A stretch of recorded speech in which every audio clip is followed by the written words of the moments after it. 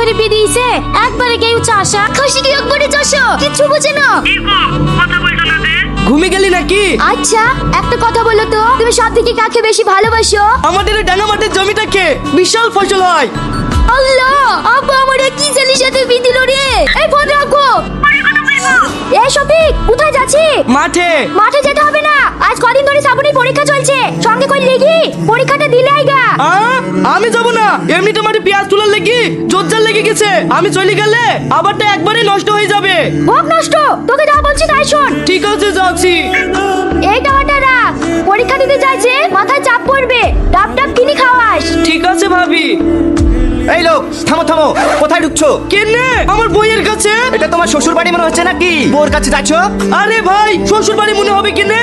আমার বউ পরীক্ষা দিতে এসছে তো, তাই মাথা ঠান্ডা রাখার লাগি ডাব খাইতে এসছি। এক্ষুনি পরীক্ষা দিতে ঢুকলো, অত মাথা গরম হয়নি। পরীক্ষা শেষ হোক, তারপর যত খুশি ডাব খাওয়ায়ো। যাও, ওইদিকে কি দাঁড়াও গা। ও গার্ড ভাই, পরীক্ষা কখন শেষ হবে? সবে মাত্র 12টা বাজলো, দুটো বাজুক। টু। হ্যাঁ, ডাবটা ওইভাবে হাতে ধরি না থেকে ওই বেঞ্চটাই থুই লক করি বসো গা। না না, ঠিক আছে।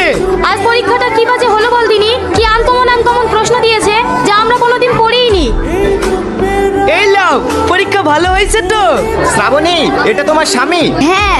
সেই তোমরা পরীক্ষা দিতে ঢুকিছ, ও এসেছে। এত করে বুলি হাতে ডাবটা কোথাও খোয়াতে পারনু না। লাও লাও, ডাবের পানিটা খেয়েই ওকে উদ্ধার করো।